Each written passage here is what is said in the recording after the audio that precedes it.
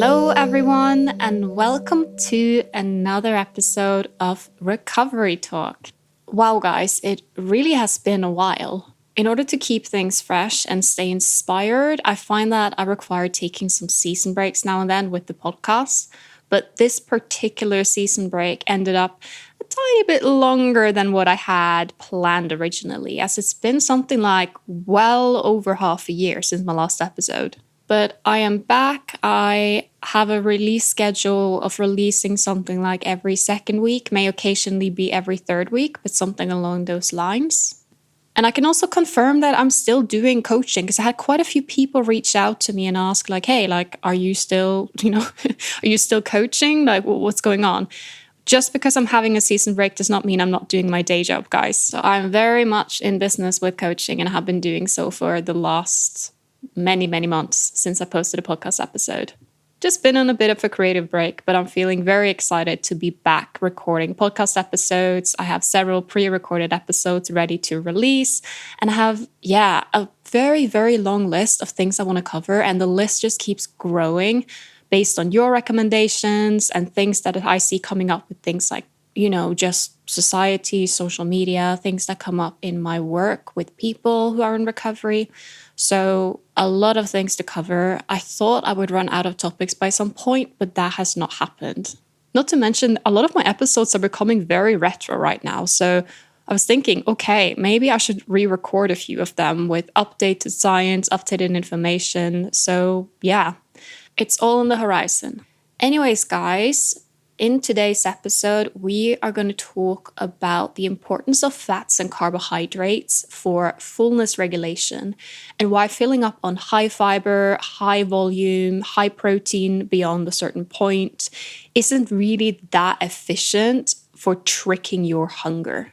Essentially, I want to talk about filler foods and volume eating, which is often being presented as the antidote towards hunger. And I want to talk about why this just isn't really as efficient, especially not in the context of people with restrictive eating disorders, and why I keep seeing people who eat in this way, yet they do not feel satiated. So I want to talk a bit about the science, the biology, and also the psychology of this style of eating and why it can really backfire, especially for people with restrictive eating disorders who are actually trying to get better. So yeah, I hope this episode may help people feel a bit more at peace with fats and carbs, maybe feel a bit more encouraged to implement more of it in your diet if it's something you're low on, and just understand why it's so important for us. And also maybe hopefully help you feel a tiny bit more at peace with your hunger. Because this is one thing I see so many times in people with restrictive eating disorders, that they treat their hunger as this like wild animal that needs to be tamed and needs to be always watched very carefully. But that is just not what it is. Your hunger is on your side. Your hunger is your body trying to nudge you in the direction to feel satiated. Your body wants you to feel satiated. It is trying to get you there. But what is happening is that your eating disorder brain starts misinterpreting the signals and then go for what feels safe rather than what feels scary. And with recovery, the magic is in doing the things that feel scary rather than the things that feel safe and familiar.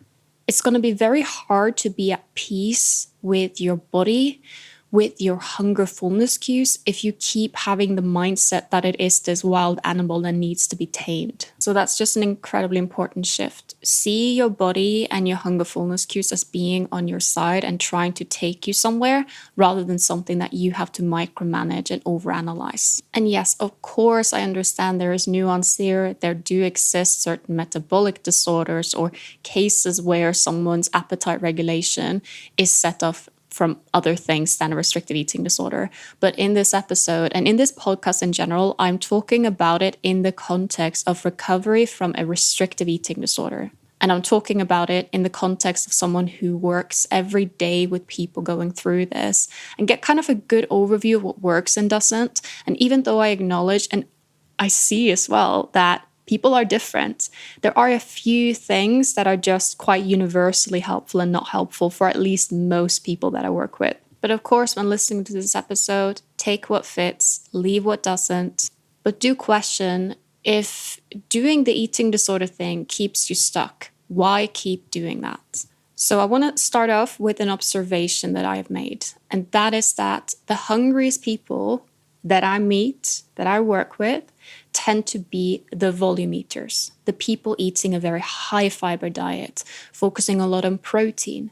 And this is not because fiber and protein somehow make you hungry. I absolutely will acknowledge that protein and fiber are important for appetite regulation. But the reason why people who are focusing so much on it and come from it from a restrictive eating disorder experience is because they will deprioritize fat and carbs and over-prioritize protein and fiber beyond the point what their body actually really needs. And it's not necessarily that quote-unquote overeating protein and fiber is something really dangerous that you should be very aware of. With some nuance around the fiber, I'll get back to that in a bit. It's more the thing of deprioritizing the things that your body is actually asking for and the things that your body actually need, and instead just filling up more and more on something else, and then wondering why you just don't feel quite satiated. It's a bit like, okay, imagine you are in a room and there are 4 windows in this room. 2 of them are open and 2 of them are closed. It's starting to get really cold in this room. And instead of going and closing the 2 windows that are open and making it really cold, you instead walk over to the 2 closed windows and are like, okay, how can I maybe close them even more? Maybe I should insulate them better. Maybe I should put something in the little cracks of the window to make it warmer. And it's like, dude, you have 2 open windows. Why don't you just close those? And you're like, no. I want to focus on these windows. That's a little bit what's going on when you're feeling really unsatiated.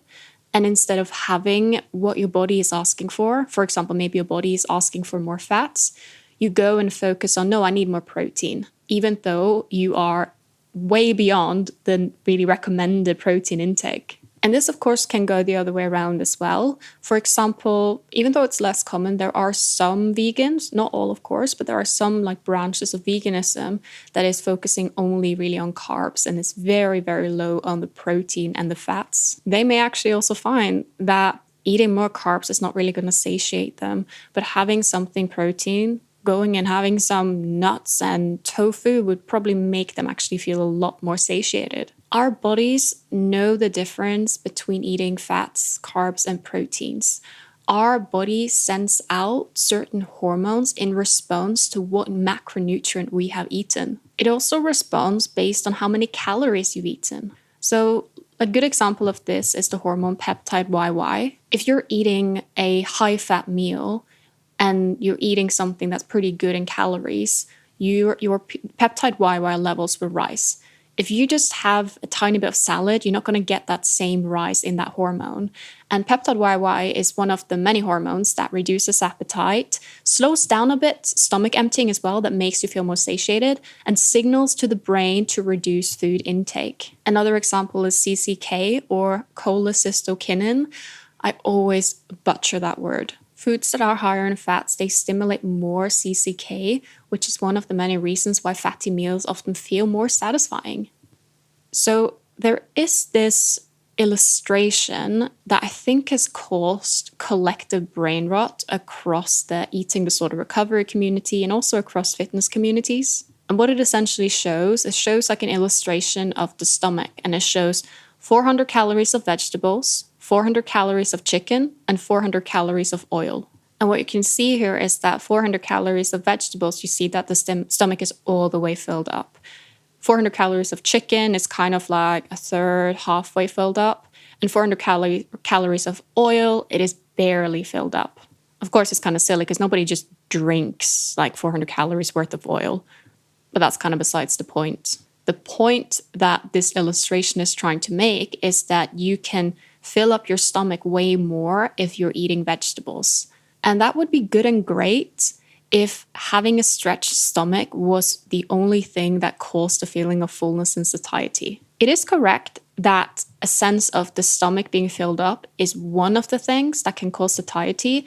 But again, think about the windows that I mentioned. It's just one of the things. And sometimes people with eating disorders or even people in fitness communities tend to think that a full stomach is what it's all about.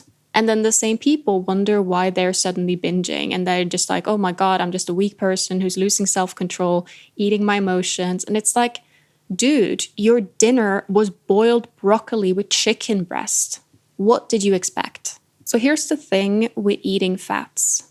Yes, fats take up less space in the stomach, but it also stays in the stomach for longer. And like I mentioned, it signalizes to your brain like, okay, wow, we got in a lot of calories here. We can turn down the hunger a bit. And I actually got to experience this firsthand myself. So I started making these like nutty bars, and I would use things like shredded coconut oil, a ton of peanut butter.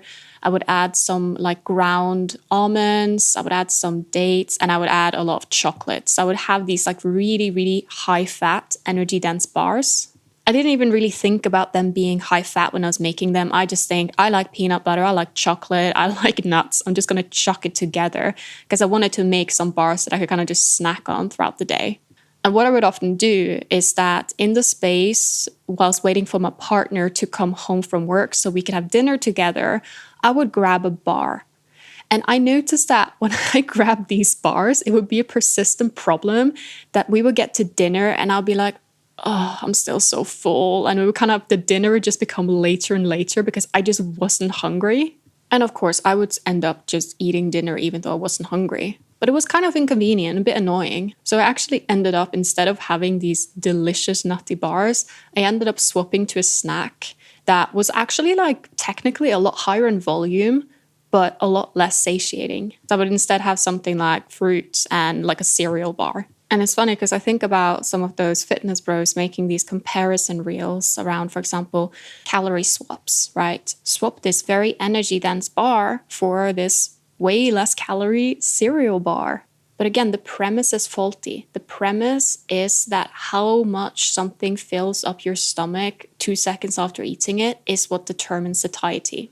But it's just not that simple. And even though I understand that there may be more nuance to this, especially when we talk about people without eating disorders, so like population level, I'm talking about it in the context of people with restrictive eating disorders. And not only do I see that something taking up a lot more space in your stomach is not necessarily something that equals satiety, I also see that being very, very stuffed, but not feeling completely satiated is actually something that can be a major trigger for people with eating disorders. I work a lot with people who are in binge restrict cycles. And what they often will report as a trigger to binge is when they have a big meal and they're still very hungry. And that actually having a very stretched feeling in the stomach is something they associate with a binge and makes them more likely to go and binge rather than having an empty stomach. Because this is essentially what binging is, right? It is a full stomach, but you're still hungry. So a lot of times having a meal that may, yes, be a little bit smaller, but it's a lot more energy dense, can, for a lot of people in binge restrict cycles, be less likely to offset a binge because they're feeling very satiated. Yet in typical eating disorder fashion, this can be so hard to fully accept and embrace and experiment around. Because a lot of times in binge restrict cycles, there is this underlying thing of a limiting belief around your hunger, a belief that your hunger is broken. It's that wild animal that needs to be tamed that I spoke about earlier in this episode. And that because you're never going to feel satisfied anyways, you might as well just fill up on as much volume as you can, right? Might as well just drag out eating for as long as possible through making the meal taking like an hour to finish because it's just a salad the size of a bowling ball. But then the meal is over and you're still not satiated. Your stomach is stretched, but you're not satiated. And not only can this be a big trigger for people in binge restrict cycles, it can also be a big trigger for people in binge purge cycles, where the physical sensation of a very stretched stomach can make purging a lot more tempting compared to a more like comfortable level of fullness and actually feeling satiated. This is not to say that there's anything wrong with the stretched feeling in the stomach.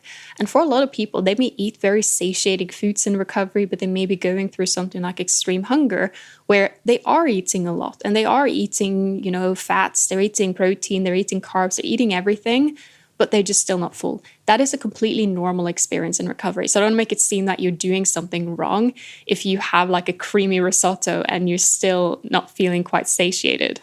But what I do see is that the people who experience elevated hunger in recovery, who are focusing on just more volume eating, not eating enough carbs, not eating enough fats, just filling up on salads, filling up on chicken breast, they typically don't really get out the other side and have their hunger normalize. Whilst the people who do the best are the people who are also focusing on the foods that the body's asking for. And you know what? That may not be a salad. That may be a creamy pasta dish, and that's completely okay.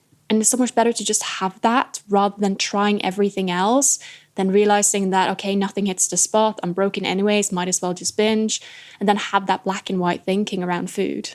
So when volume eating is being presented as the antidote towards binging, I'm quite skeptical to that, because in the context of restrictive eating disorders, I so often see the opposite. I actually don't think I've ever had a single client that cured their binging through just focusing on volume eating. I don't think I've had a single client where implementing more fats and carbs, implementing more variety, breaking some of the more rigid orthorexic rules wasn't part of what worked for them, right? What got them better.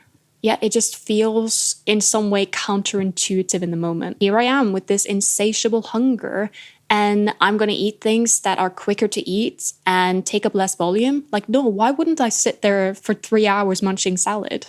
And it's because we have to think about it a bit more like a complex system that is an interplay, right? Your stomach, your brain, your psychology, your biology. And what you need to show your body and brain is that there is food abundance.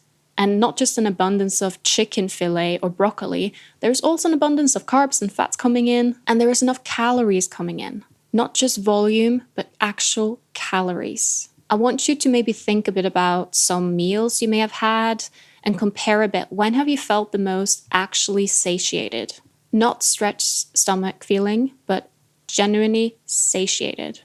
For me, the bars are number one. But also high up on the list would be things like steak and potatoes. Big one for me.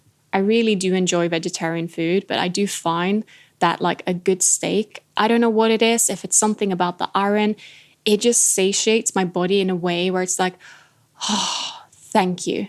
Creamy dishes. I love cooking with coconut milk. I just love coconut flavor. Coconut, rice, pasta, risotto dishes. Delicious. Because guess what? I don't want to be hungry all the time. I want to eat and then not want to eat anymore after the meal. Yes, of course, I like a sweet treat after a meal. Don't want to pathologize that either. But it's actually not nice finishing a meal and then looking at the clock thinking, when am I allowed to eat again? That's a very sad way to live. And it's a sign that maybe something is not quite right there. It's probably a sign that you're not eating enough. Whether that be of calories, whether that would be of foods that you actually psychologically want, whether that be of something like fats or carbs. And your cravings can actually be a pretty good indicator here. I remember when I started recovery, I had been really scared of carbs previously. So I was really into bread. And I also know a lot of people, they get really into peanut butter. And that's very typical if someone just overall are not getting enough calories and fats. Don't get me wrong, peanut butter is amazing. I love it. I still eat it every day. But when you can just eat a whole jar with a spoon, that is not a feeling I have. Not that there's anything wrong with that. Not that some people who are well nourished don't have that as something they enjoy doing and eating. But if it's to a point where you can't have peanut butter in the house, when someone tells me that, I immediately think that maybe there's not enough fats and calories in general coming in here. So I know I've spoken quite a bit about fats here. I also want to talk a little bit about why carbs are so important as well. So when your blood sugar drops low, you will typically get more hungry. But in the case of people with restrictive eating disorders, what we often see is that they may experience that their blood sugar goes low, but then their cortisol levels go up to try and kind of bump the blood sugar up a bit to prevent you from feeling all shaky and unwell. And this is something that can give a false sense of energy. This is why a lot of people say that, I feel the most energized in the morning before I've had my breakfast. Or that, I actually feel like I'm more sharp when I haven't eaten anything. And then when I eat something, I feel very sluggish. So what's happening here is in the morning, your cortisol levels will typically be quite high and then blood sugar quite low. When you're eating breakfast, you're essentially bumping down your cortisol levels. And this is especially important for females because the hypothalamus in females is not a big fan of high levels of stress and can shut off menstruation in response to like elevated stress levels. And starvation is a form of stress on the hypothalamus. This is why for people with hypothalamic amenorrhea, one of the top recommendations is not just to eat more, but also to eat earlier. Don't skip breakfast, and especially don't skip breakfast and then just have a bunch of black coffee to fuel you throughout the morning. It's the worst thing you can do for your hormones. So yeah, you're in this state essentially where your blood sugar may be low, but cortisol is being elevated to kind of keep you awake and alert, which is a stress response for the body. Cortisol is not inherently bad. There's a lot of misunderstanding about cortisol. It's actually a good thing. It's one of the things that actually wake you up in the morning. We need cortisol. No cortisol is really bad, but consistently having high levels, which we typically see in restrictive eating disorders, is not good. So when you're feeling all clear and sharp because you haven't eaten, that is essentially your cortisol levels being elevated. And then what happens when you go through the day and then you eventually do have a meal, you may find that you crash. You may find that your energy actually goes down rather than up, and that you aren't as efficiently processing carbohydrates. You get more of the spike in your glucose levels, more insulin release. Cells suck out the glucose pretty fast, and then the blood sugar crashes again, which is called reactive hypoglycaemia. And what is so sad about people in this cycle is that they blame the food rather than the absence of food. If you have regular, consistent meals, you're getting in your carbs earlier as well, rather than waiting until later in the day, chances are you will feel a lot better. Yes, you may not have that starvation high, but chances are, overall, things will start to regulate a lot better, which is so much better for your sleep, your energy, your mood. I think a lot of time people in this cycle don't quite realize what they're actually doing. Because when someone is restricting, they're essentially in a chronic stress state, in a chronic energy deficient state. And insulin sensitivity can become quite erratic. And of course, diet culture is currently having a run with glucose and blood sugar. And what's so harmful is that a lot of the advice that's being offered, not all, but a lot of it, is incredibly fear-mongering and incredibly counterproductive for people with eating disorders, such as recommending intermittent fasting, especially recommending it to females and females with restrictive eating disorders, which is one of the groups that should not do that. And of course, this cycle and this essentially erratic response to eating a larger meal later in the day can then really trigger and reinforce the binge restrict cycle as well. Carbohydrates are incredibly important for appetite regulation. That being said, because of just the nature of restriction and eating disorders and recovery, some people may temporarily have a little bit of a different way of processing it, especially if they're engaging in a lot of these self-destructive behaviors that I mentioned. This does not mean that you don't tolerate carbohydrates. It just means that your body needs a regular, consistent supply. It's a bit like how some people, if they exclude dairy product for a prolonged period of time, their body stops being very efficient at digesting it. So then when you have dairy again, you may experience what we call secondary lactose intolerance. And that is something that then gets better as you keep gradually introducing more lactose, right? What's very interesting, and that is always missed in these very diet culture conversations around blood sugar management, is one, regular consistent meals that also includes carbohydrates is the best thing you can do for your blood sugar. And two, one thing that a lot of people don't know and that is always being glossed over is that elevated blood sugar works as a satiety signal. The reason why people get more hungry in situations like I mentioned with reactive hypoglycemia is because of the blood sugar drop, not because it goes up. When blood sugar goes up, insulin goes up, that tells your body, oh, we're good now. And part why conditions like type 2 diabetes causes elevated hunger is because it doesn't respond to insulin. The body doesn't respond to insulin anymore. So people get the whole glucose spike, insulin spike completely wrong. Having low blood sugar will typically make you hungrier, but as blood sugar is low, especially in the context of restriction, restrictive eating disorders, cortisol may be bumped up to bump up the blood sugar. But that also means that if you spend your day like that and do have a meal later, you may find that eating more makes you more hungry. That does not mean that you have binge eating disorder, that you're a food addict, or that you have some built-in dysregulation, like some underlying metabolic disorder, even though, of course, people have metabolic disorders that exist.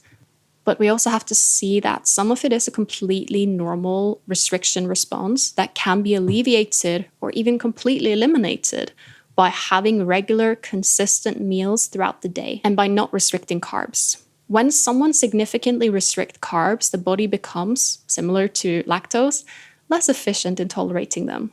It's very common that people who've been on diets such as keto, that when they start implementing more carbs, they may find that they experience a lot of water retention, that they feel kind of off, because the body is basically getting used to burning glucose efficiently again. And because insulin sensitivity typically have been a bit adjusted, which is very common when you're not getting enough carbs, also when you're not getting in enough calories. So to put it very, very simply, not eating enough carbs makes you want more carbs, may make you temporarily feel like you don't, quote unquote, tolerate carbs as well, but that will go away as you consistently eat more carbs. Of course, I'm not talking about people with type 1 or type 2 diabetes here. That is a bit of a different story. But my messaging is that it's incredibly important to have regular, consistent meals, regular, consistent carbohydrates when you are in recovery from a restrictive eating disorder. Glucose is your brain's preferred fuel. It is also so important for your muscles. I work a lot with athletes, and I find that when they start increasing their carbohydrate intake, they suddenly make such amazing progress in their sports. And yes, I do understand that there are some medical conditions where carb restriction may be necessary. But for people with restrictive eating disorders, and just for most people, eating too little carbohydrates tend to make them feel unsatisfied, fatigued, very food focused, not performing as well. It's interesting because I read a study that they found that people perform better on tests when they've been given like a glucose shot beforehand. And I have a bit of a theory here. I think that the enhanced focus that people report when they are essentially fueled by cortisol is more like a jittery focus that you feel like, when you're really, really stressed, you may feel really sharp, but you also make a lot of mistakes. So you may feel really productive, but you're not really performing at your best level. So I think that, again, I want to be honest, this is more like a hypothesis that I have. Maybe there has been done some studies of it that I'm not aware of, but I have a theory that it gives you a stress response that make you feel more focused, but you're not actually performing better because you're not really your sharpest self, because your brain is not actually like a big fan of running on cortisol. Your brain is a big fan of running on glucose. It does track with what I hear a lot from people with eating disorders, that they may feel very alert, but they struggle, for example, writing an email. They may catch themselves making a lot of mistakes or forgetting things. Yet they may feel sharp, but also very blunted. It's a bit of a strange place to be in. I think it can be hard to understand unless you've been there. But that's at least as well how I felt during my eating disorder, where I could spend like hours and hours, and especially early in the day, not eating. And I may look focused, I may feel quite in a stress mode, but I remember people will tell me stuff to my face and then realize like a minute after that I hadn't registered a single word they said. And it tracks a lot with the cognitive shift I see working with clients, where one of the funny things that I noticed when I start working with someone, if they're still a bit in the earlier stages of recovery, maybe still in like a refeeding process, they tend to repeat themselves a lot more. They tend to tell me the same thing several times a lot more without realizing. They may tell me the same story several times. Whilst when I've been working with them for some time and their brain is more fueled, I notice that happens a lot less, even if they report feeling tired. So yeah, I want to kind of to explain a few of those things with carbs, because so many people think that carbs make them hungrier. And a lot of times they base that experience on their body being in a temporary state due to restriction, where it may not be processing carbs as efficiently as it will when they're fully recovered. And they think that is a sign not to eat carbs.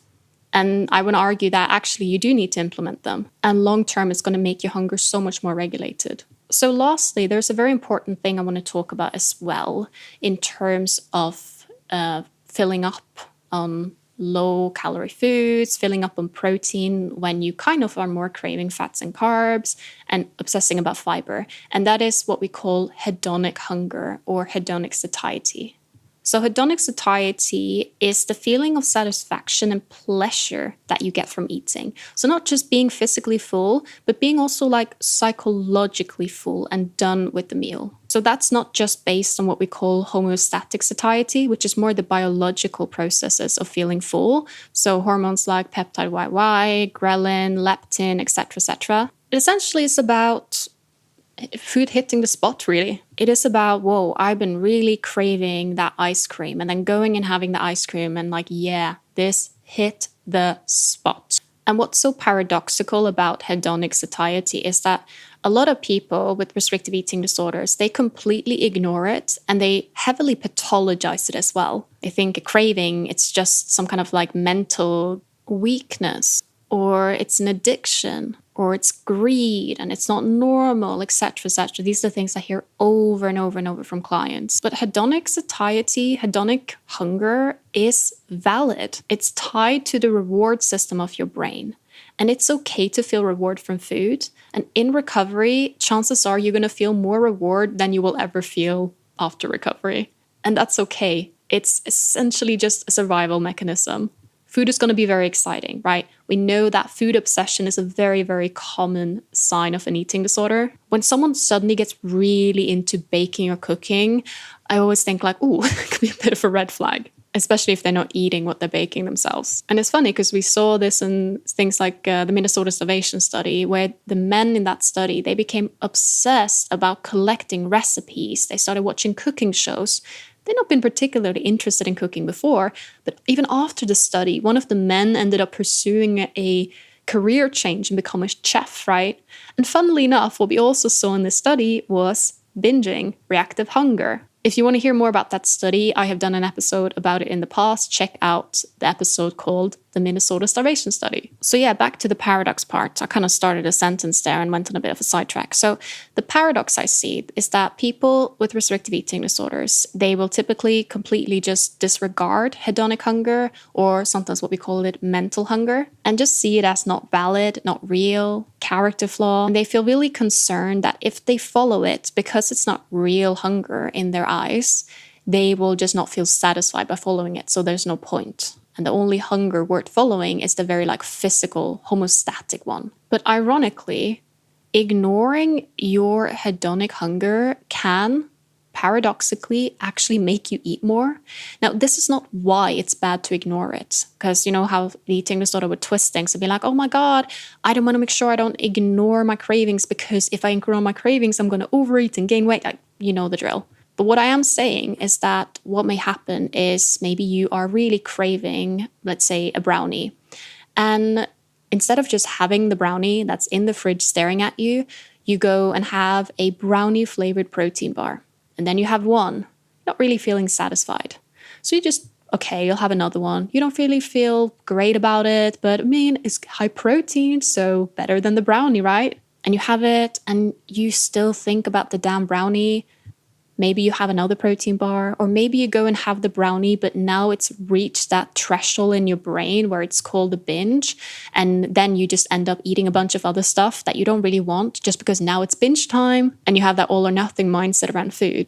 Or maybe you panic and then you restrict, or maybe you purge when you could have just had the damn brownie. And please don't get me wrong, I know I'm adding in a lot of caveats here, but I just know how the eating disorder brain will always latch on to stuff that people are saying. So I want to be a bit mindful of that. You're not failing if you're having the brownie and you still want something more. That doesn't mean that you're doing recovery wrong, that you're doing intuitive eating wrong, that, you know, you're just fundamentally more greedy and you should feel satisfied by eating a brownie.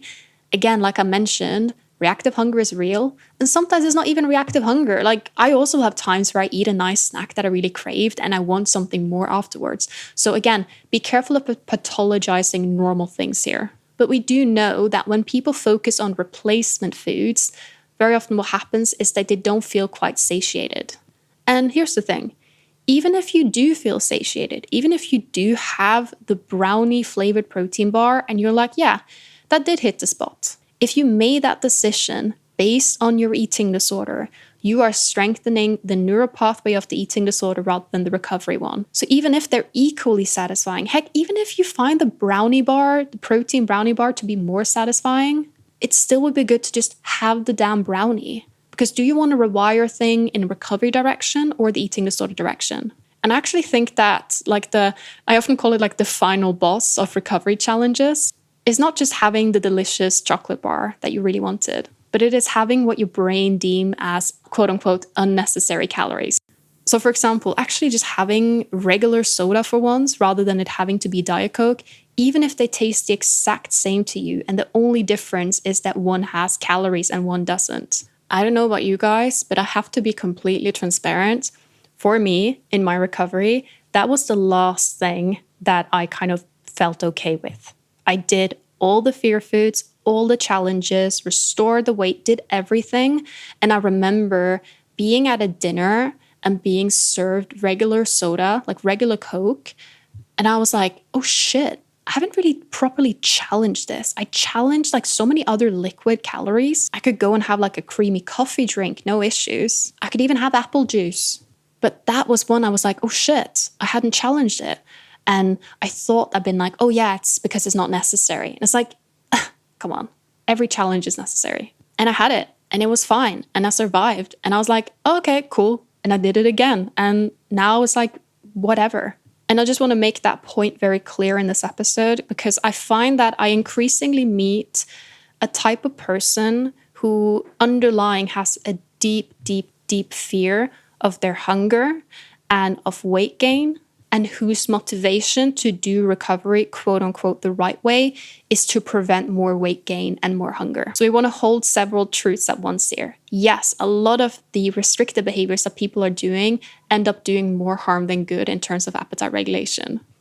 But even if it didn't, doing an eating disorder behavior is not good. Yes, intuitive eating is associated with weight regulation, with better mental health outcomes, physical health outcomes, whilst restrained eating and yo-yo dieting is associated with having an unhealthy relationship with food, with more weight gain long term, with eating more when presented with food in studies, which is an interesting one. But even if intuitive eating was associated with weighing 10 pounds more, isn't that better for everything else you get? And I think when talking about like hedonic hunger and hedonic satiety, again, I'm talking to a very specific type of person who will get very perfectionistic, very anxious, and has like a deep underlying fear of doing recovery wrong, messing up their metabolism forever, breaking their hunger permanently, and all of these typical like what essentially is eating disorder fears. But you try and think, oh yeah, it's just my healthy self wanting to do recovery the right way. But what can happen from this person as well is that they get so hung up in their cravings that they get perfectionistic and terrified of eating the wrong thing that don't hit the spot. Cravings are all good and great when you have that very specific feeling of, I really want that ice cream. I really want that brownie that's in my fridge. But a lot of times you may just feel like you want something, but you don't know what it is. And what I see is that some people may then feel really, really anxious because they're like, what if I eat the wrong thing? And then end up overeating. And then I do that repeatedly and then I gain weight. And no. This is eating disorder yapping. It is yap. It is essentially, if you're trying to please that scared part of you there, you're essentially trying to please the eating disorder. Just eat something. It's completely normal that cravings aren't always super specific. Just eat something. There's no wrong choice here. Unless you have an extremely specific craving and you easily can access that food, it's okay to just have something. Just try not to turn to the safest options. Try not to turn to the safe food. If you're unsure, just have the more challenging thing. So when you're eating, yes, it is incredibly important to get enough fats and carbs and protein. All of those things are very important. Even though I find that people with restrictive eating disorders, they in the vast majority of cases tend to get enough of the protein and they tend to get more than enough of the fiber as well. But also don't neglect like what you want. Don't neglect like what feels enjoyable. Maybe what you have like an emotional need for. Maybe you're like all cozy and you want to watch a movie and it'd be so nice to have some popcorn and chocolate. Or maybe you're coming down with the flu and you want something that maybe you associate with comfort, right? Maybe some nice soup. When I'm getting sick, I always want pretzels and apple. Very random, but it's because when I was little, my parents would give me an apple when I was sick. Do not know why. Maybe there's some vitamin C beliefs there. I don't know. So my brain, psychologically, when I start to feel sick, unless I'm like really, really sick, of course, but if I start to feel a bit under the weather, not feeling good, appetite goes down, just feel off, I will get cravings towards apples. And I will start craving pretzels as well, because that's also something I find when I'm not feeling well, just something very plain. So would that be emotional eating? Kind of, because it is coming from an emotional place. But that is also okay. Unless it is something that's completely controlling your life, like, is it really so bad? So don't see the psychological parts of hunger as like character flaws or invalid. It absolutely is valid. Hunger fullness is your brain and body working together. You don't want to be hedonically deprived. So the dopamine system is actually quite activated by foods that are like quite palatable. And this has immediately been seen as evidence why we should never have those foods. What actually can happen instead is that reward system becomes more active, which means they become more focused on those foods. And that when you do have them, it becomes a lot harder to stop. This is why a lot of the science around food addiction actually shows that, it seems like there's a strong link here between deprivation and addiction. I also want to make a last point, and that is around fiber. So fiber I spoke about a bit earlier in the episode. Typically, fiber would add a lot of bulk to the stomach, which can make the stomach feel fuller, but that can also lead to that stretched feeling. And a lot of high fiber foods, such as fruit and vegetables, are quite low in calories, which means that you may not feel as full from eating them. So that's why when you have, for example, watermelon, it's a delicious food, but you're probably not going to feel like full for the rest of the day, like genuinely, truly satisfied for the rest of the day. So yes, fiber important for satiety because it adds that bulk, but also that bulk in recovery is not always what you want. So here's the thing. People with eating disorders, when they start the refeeding process, they're often very focused on wanting to do it the right way, right? Or what their eating disorder deems as the right way, or what diet culture deems as the right way, which is a high fiber diet. Or even just things like always choosing the whole grain version over like the white grain version, eating a lot of fruits and vegetables. And here's the thing, on like a population level, I actually think that's pretty solid dietary advice. Most people would benefit from eating more fruits and vegetables and whole grains. But in people with eating disorders, oftentimes what we see is that the digestive system has become quite suppressed. And by adding in a lot of fiber, especially when it happens over maybe a shorter period of time, can overwhelm the digestive system and create a lot of gut issues. The rates of IBS is something like, is it something like 70, 80% of people with restrictive eating disorders?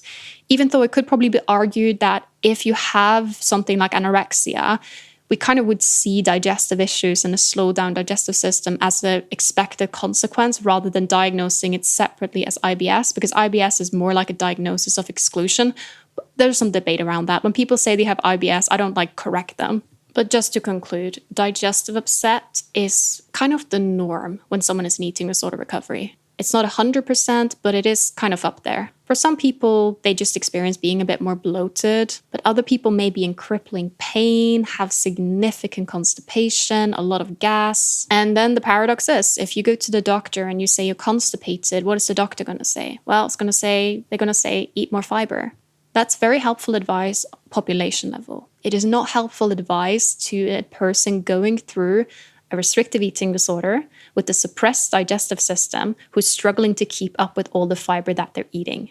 Fiber is pretty hefty for the body to digest. It attracts more water, builds up more gas. That's not inherently a bad thing. So when people talk about eating beans making them gassy, that doesn't mean that beans are a bad food. But if you're having significant digestive issues in recovery, it may not be the safest bet.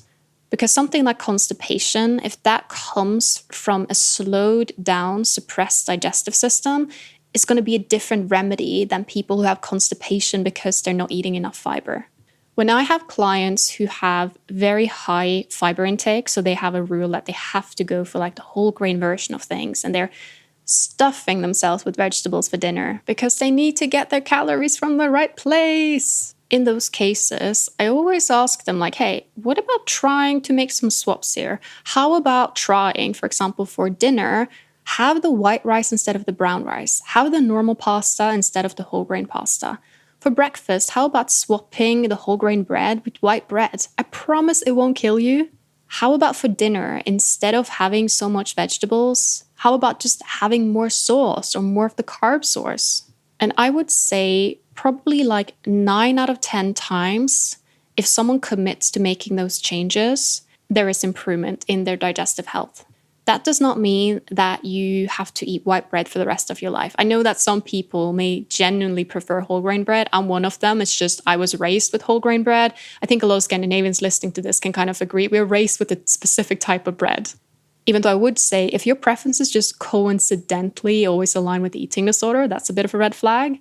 As much as I really like nice grainy bread, I also know that I really prefer white rice over brown rice, and I will have white pasta over whole grain pasta any day. I like both, but I definitely prefer the white pasta. So yeah, I would say that with time and recovery, you can learn more to explore different foods and then find your preferences. But you may find that especially in the earlier stages of recovery, if you have a lot of digestive upset, trying to actually reduce fiber and then potentially maybe adding in more fiber later down the line is probably going to be more helpful. And also challenging eating disorder rules, even if it doesn't affect your gut in either direction, is very important. If you have a rule that you have to have a bunch of vegetables with your dinner no matter what, even for dinners where vegetables aren't necessarily really part of it, then yeah, challenge that. Even if you find that your stomach works very well with more vegetables, it still is important to also think about your brain. My stomach handles brown rice just fine, but I will still buy white rice just because that is what I prefer.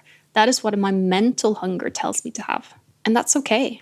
So if you're someone who finds that you are just hungry no matter what, and you use that as a reason to restrict your food further and a reason to volume eat, even though you do notice that it doesn't actually help you, then why not try something different? Why not experiment with adding in more fats? Maybe even as a starting point, maybe that giant salad could do very well with like some nuts and seeds and a nice creamy dressing. Maybe that black coffee could use some cream. And maybe that ice cream that you've really been craving is actually asking to be eaten.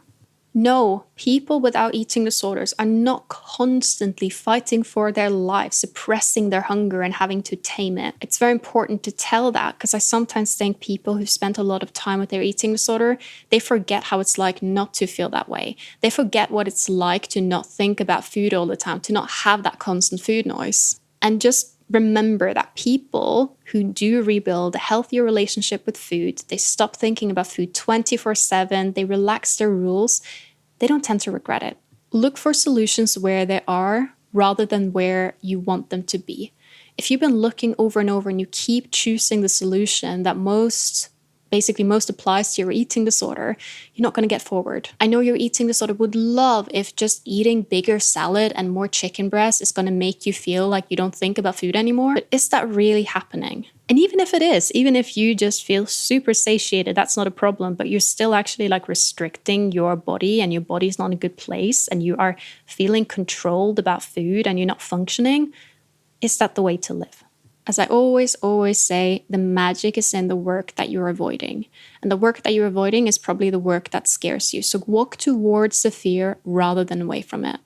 All right, guys, I hope you enjoyed this episode. If you did, please do leave a rating, share with a friend, and make sure to hit the follow button as well. Follow this podcast so that you will get notified when I'm releasing new episodes. For anything related to coaching, head to letsrecovery.co.uk. And yeah, tune into the next episode. I look forward to seeing you guys then.